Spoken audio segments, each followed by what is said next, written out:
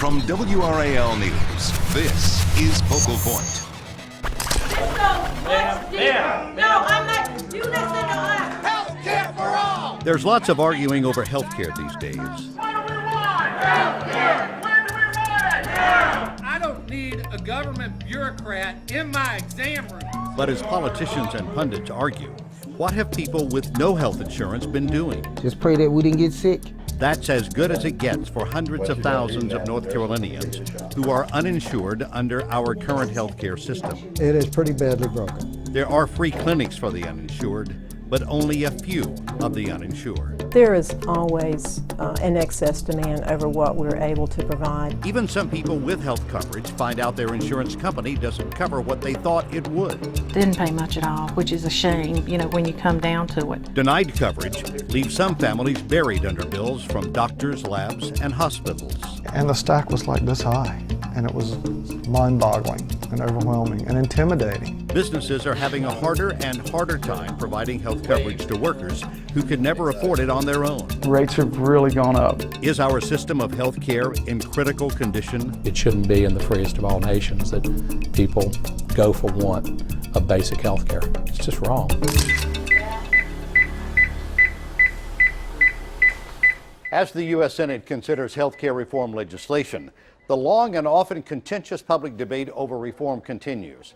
But behind that debate are the voices of real people who deal with real problems in our healthcare system every day. Our focal point, North Carolinians challenged by rising healthcare costs, inadequate healthcare coverage, and sometimes no coverage at all. Richie Spears loved the ocean. He could not linger or stay away from the ocean very long, and he was always drawn back to the coast.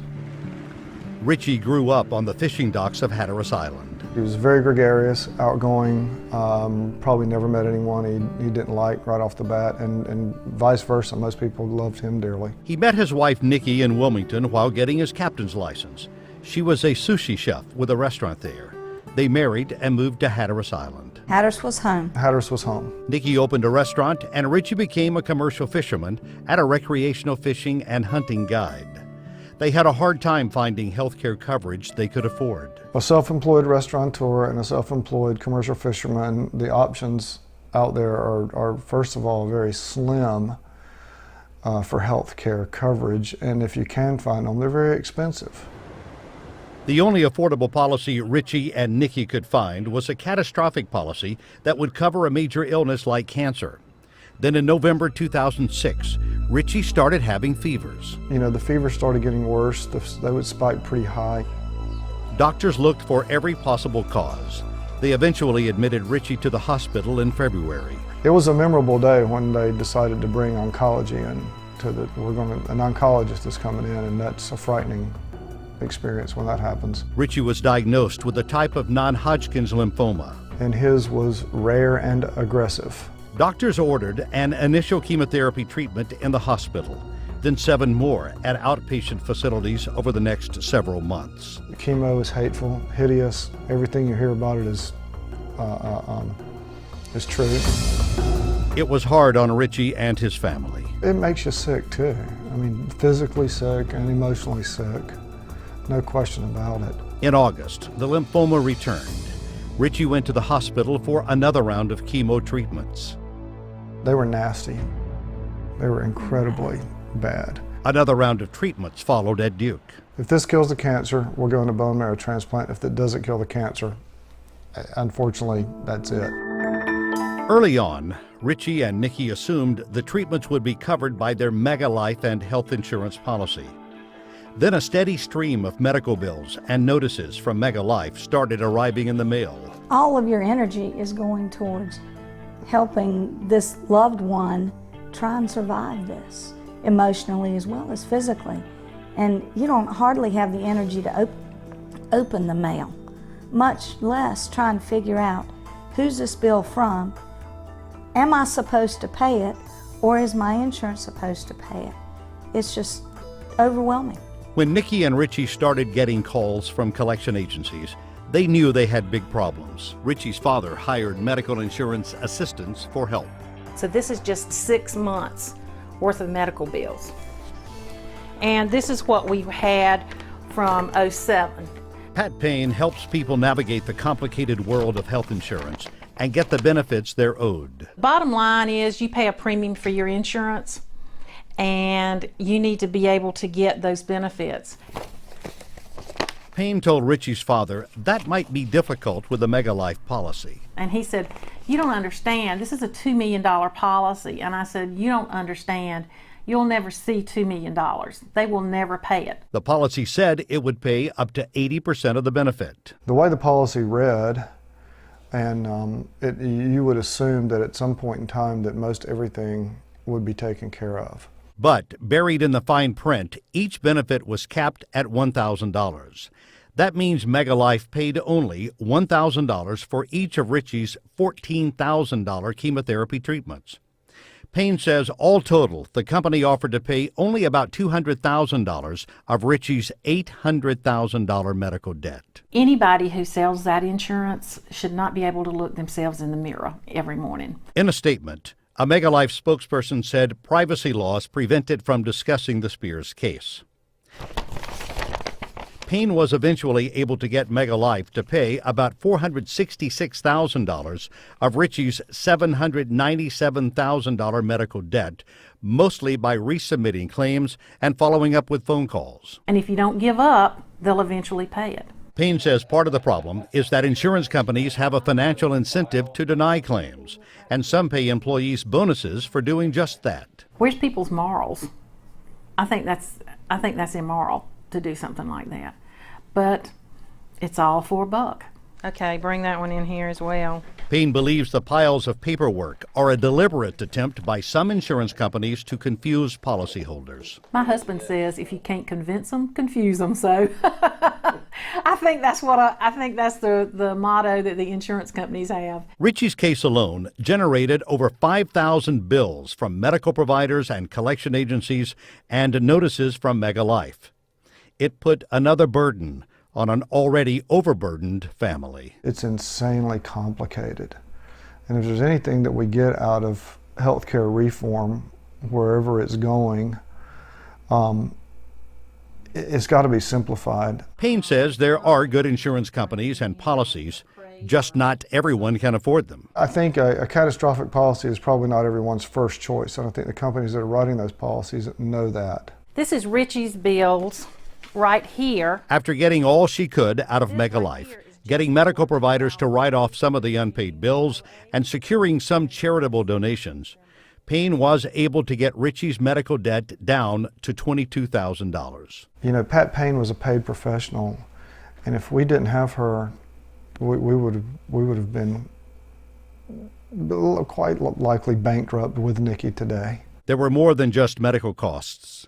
His illness cost Richie his business, and since Nikki had to care for him, she lost hers as well. They both took a hit. Right off the bat, their income was reduced to near nothing. And the Spears say they spent about another $200,000 in mostly travel costs associated with Richie's treatment. So yeah, we smoked our credit lines and credit cards, and we're still working on, for years we'll be paying that back. But the biggest cost, of course, was losing Richie. He died in June 2008. You have to dig deep to get up in the morning and keep going. As the Spears try to do that, they have a much deeper understanding of the flaws in our healthcare system. The playing field needs to be leveled so that everybody has an opportunity to buy coverage. Next, how the high cost of health coverage affects businesses in our state. For a company our size, that's a pretty big expense. You're watching Focal Point from WRAL News. In-depth coverage you can count on. Health insurance rates for businesses in our state have been going up every year. Couple that with the recession, and some businesses, especially small ones, are faced with a tough choice: cut health benefits or cut employees. Michael Hare may be a glass doctor, but he needed a medical doctor to fix his pain. It was a cyst on his eardrum. If it wasn't removed, it could cause blindness and paralysis of the side of the face, and quite a big deal. Should be about it. Fortunately, the health insurance his employer provides covered 80% of the cost of his surgery. The expense, if I would have had to pull that out of pocket without insurance, would have been probably about $10,000 out of our pocket. So that's quite a bit. Michael's insurance also covered the birth of his 2 sons, a bill he says he might have otherwise put on his credit card. We'd definitely still be paying on it still to this day, and something with that big of an expense, it could be just about something to pay on for the rest of your life. His health insurance also covers regular doctor's visits for his whole family. I don't see how anybody could do it without the health coverage. Michael works at Glass Doctor of Charlotte. Owner Ed Sieber says providing health insurance is good for his employees and his business. As an employer, I wanted to be able to offer that as a benefit because it kind of helped separated us from our competitors, and we really wanted to be able to retain good quality people. This is where we need to be going. But it's a big expense. Healthcare accounts for about 13.5% of our total payroll, so it's definitely a large amount of money. A sum that became harder to pay when the recession hit hard in 2008. Our sales dropped about 40% from one month to the next. We tried to weather that storm out, just kind of ride it out, but after about 3 months, a lot more money was going out than was coming in. Right. Because it's allowing too much play in it. Sieber closed one location and sold off part of his territory, but still had to cut nearly 1/3 of his workforce in January. That was really one of the hardest things we had to do because I've never let anybody go because of economic conditions. This allows it to come like this. He could have avoided laying off some people by cutting health benefits for everyone, but just couldn't bring himself to do that. My people work hard, and so I want to be able to continue to offer that as a benefit for them. Curtis McLaughlin is a professor emeritus at UNC's Keenan Flagler Business School. McLaughlin writes books on health policy. He says companies can buy health insurance cheaper than individuals. It is more expensive to buy an individual policy, and you're much more likely to be rejected as having a pre-existing condition. By providing health insurance, companies can attract and retain good employees and have a healthier, more productive workforce. But McLaughlin says insurance rates for businesses have been going up 13 to 18% a year. Insurance company drives through the rearview mirror. They look at what they spent last year, and if it's too much, they add it to the premium. They don't lose.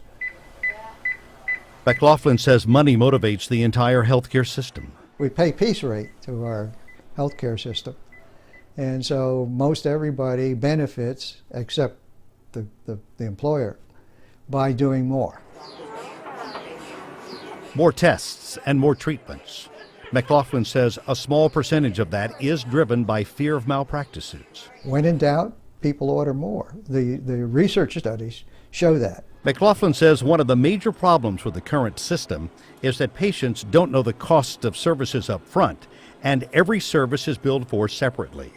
He says costs could be lowered with price transparency and bundling of services. Where the doctor, the hospital, the drugs, everything are quoted in one price, then we could have some decent price competition. McLaughlin says interstate competition would help lower costs too.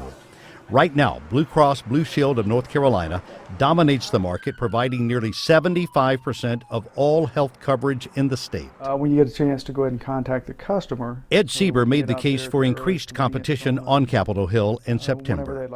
As Glass Doctor's National Franchisee of the Year, he earned a trip to Washington and had a chance to speak to the staffs of Senators Burr and Hagan. As a small business owner, I wanted my voice to be heard. Yes, they'll also clean up the glass that's broken. Sieber says if health insurance rates continue to rise, his employees may feel the pain by having to pay more for their coverage, get by with less coverage, or take salary cuts. I try to pay everybody well, but and that pie's only so big. You just go ahead and put your corner in. Right now, Michael Hare only pays about $250 a month for his family coverage, while his employer picks up the other $1,000 a month. Michael says there's no way he could pay that on his own. Be a big expense. I don't see how a lot of people do it. Next, the fears of people who have no health insurance and can't afford to buy it. okay, please don't let me get sick. You know, I don't want to get sick. You're watching Focal Point from WRAL News. In-depth coverage you can count on. Nearly 1.6 million North Carolinians have no health insurance. That's about 20% of our state's population. Some people don't want their tax dollars being spent to cover the uninsured. But the reality is that those who have insurance already help pay for the medical care of those who don't. It is good to give thanks to God. At her last job, Barbara Grimsley had full medical benefits for she and her daughter. I mean, you know, if you get sick or anything, you know, you was really covered and the copay wasn't that bad. The insurance covered treatment for her high blood pressure.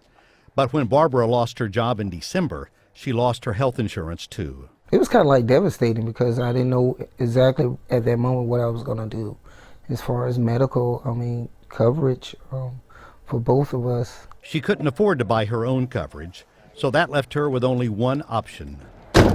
Just pray that we didn't get sick. With no coverage and no way to pay for medical care, uninsured people like Barbara tend to delay treatment. They tend to have a rougher course of treatment. It tends to be more expensive.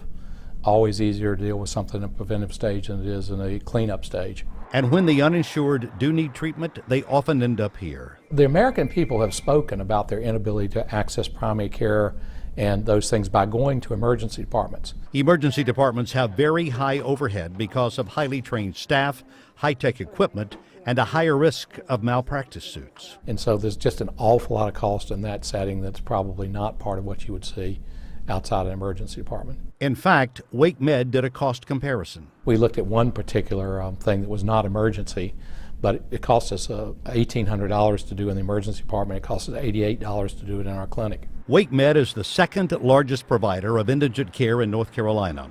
About 1 in 10 patients can't pay for their care. That's the highest rate ever. It represents hundreds of millions of dollars of cost, real cost, every year that has to be absorbed by every patient we see, and the system has to pedal pretty fast to try to keep up with those increases.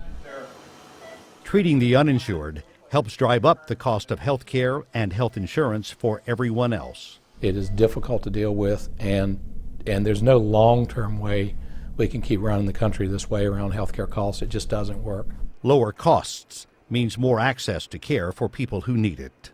Atkinson says costs can be cut with better coordination in delivery of services, bundling of services, more competition, and more focus on prevention. All the right elements exist in healthcare to provide superb service, and many people already get that. But the question is, how do we make sure everyone has access to that? Barbara Grimsley ultimately found access to care at Urban Ministries' free open door clinic. I just so grateful that I got help. But next, how clinics like this are only able to reach a small fraction of the uninsured. We just can't meet the demand. You're watching Focal Point from WRAL News. In-depth coverage you can count on. To learn more about the issues covered in this episode of Focal Point, go to WRAL.com, click on News, then Documentaries. In some parts of our state, nonprofits have partnered with medical providers to try and stitch together a safety net for the uninsured. The people those programs treat reveal the symptoms of an ailing healthcare system. Ruby, have a seat right on that table for me. Magdi Orby has diabetes, high blood pressure, and a thyroid condition. What he doesn't have is health insurance. It is very hard when you really do not have health insurance. The last one was 2-3 weeks ago. When he lost his job last May, he lost coverage for himself and his family.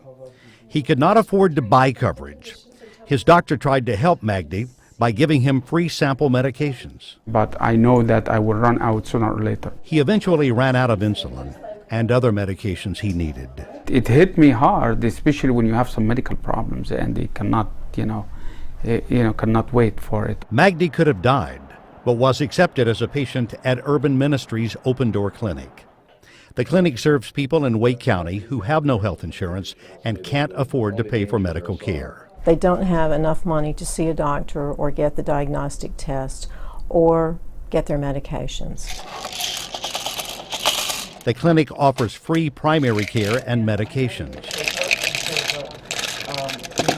And through the Wake County Medical Society's Project Access program, the clinic can refer patients to specialists and hospitals where they can get treatment. And all that is really seamless to the patient, and it's at no cost to them. But Fleming says charitable efforts are only able to serve less than 10% of Wake County's 123,000 uninsured residents. I would say that we all are only Band-Aids to the problem. The problem is a systemic problem. When Open Door Clinic opened its doors, no one thought they'd stay open. So in 1985, our founders thought that the Open Door Clinic would be in existence for 2 or 3 years and then would be gone because the government would have taken care of the problem. Come right on in here, take a seat, anywhere it's comfortable.